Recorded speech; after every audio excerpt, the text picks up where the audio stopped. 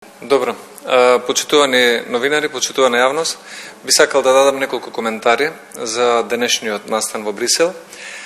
Денес во Брисел имаме две држави, од кои што едната, Албанија, реално ќе ги започне преговорите со отварање на реална меѓувладина конференција, и Македонија, која што ќе има свечен ручек и фотографија и нема да ги започне преговорите, туку ќе се врати дома за да ги исполни уцените и барањата од Бугарија како предуслов за некогаш по година, две или покасно да ги започне преговорите со Европската Унија.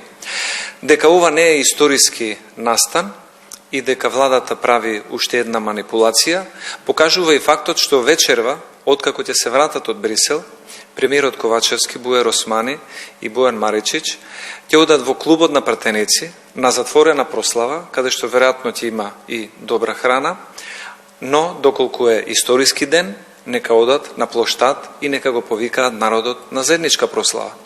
Но се гледа дека тие се срамат од ова што го прават, но се обидуваат преку пиар пропаганда да го представат денот како некој голем, успешен историски ден. За жал, Македонија од денес па натаму влегува во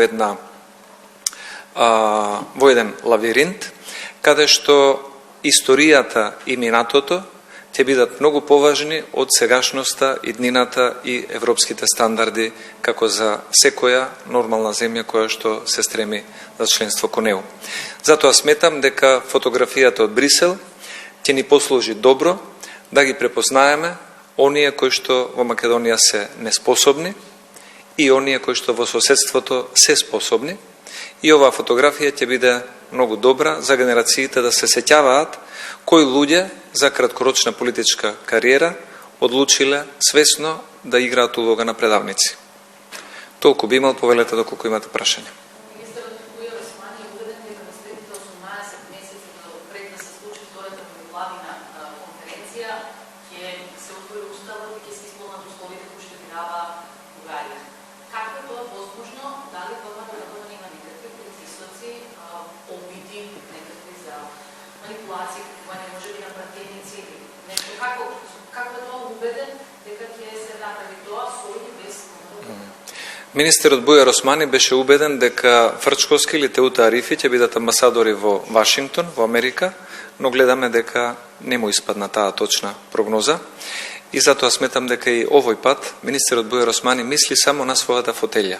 Како во следниве 3, 6 или 9 месеци да остане тоа што нема да биде никогаш повеќе. И затоа мора да развие некоја теза на лажна надеж, на дополнителен притисок, очекување, политички турбуленции, за да си го задоволи пред соговорниците она што не може да го исполни во собранието. Уставот нема да се менува.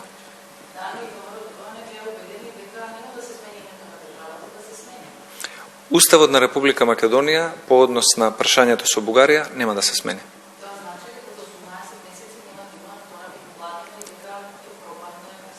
Тоа значи дека онаа прогноза што ја даде председателот Пендаровски, оваа превземена обврска која што не може да се реализира, веројатно е дека ќе доведе до политичка криза и истата ќе резултира порано или покасно со предвремени избори. Најавивте консултации со експерти во врска со референдумот кој што најавувате. Како мислите да го продадете тоа и во случај дури и ако соберете 150.000, кога парламентарното мнозинство не е обврзано тоа да мисли? Прво, ние треба да ги завршиме тие консултации, потоа би излегле со појасен и дефинитивен став која методологија би ја одбрали кој пристап, а парламентарното мнозинство слободно нека одлучува доколку сметаат дека е правилно против волјата на толкав број на гласачи. Нам тоа нема да ни пречи. Опозицијата денеска се прозива зашто не гласала против на денот на гласањето, туку едноставно не напуштува седницата. Зашто се одлучите?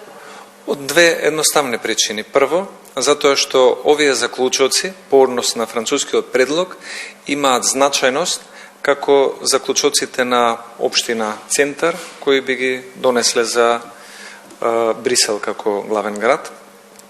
ја правам аналогијата за да се разбере дека тие заклучоци немаат никаква правна или облигаторна врска кон францускиот предлог на преговарачка рамка, и второ, затоа што навистина е бесмислено да гласаш за предлог заклучоци, а при тоа да го немаш видено протоколот помеѓу Македонија и Бугарија, кој што е составен дел од оваа преговарачка рамка и кој се криеше до последен момент. Дали може би ќе преземете нешто како опозиција во врска со сегашната ситуација, нема стана референдумот доколку се случи и доколку се соберат тие подписи, дали може би повторно ќе се приклучите на некои протести и дали е можно некако поништување на тоа што се подпише со Бугарија? Како ќе наставите овој период? Па ќе имаме повеќе активности. Ќе одржиме во текот на оваа недела седница на извршниот комитет, ќе размениме идеи и ќе видиме која активност е најсоодветна за овој период од годината, а секако како што ќе наближува есента, така ќе се зголемуваат и активностите. Благодарам многу.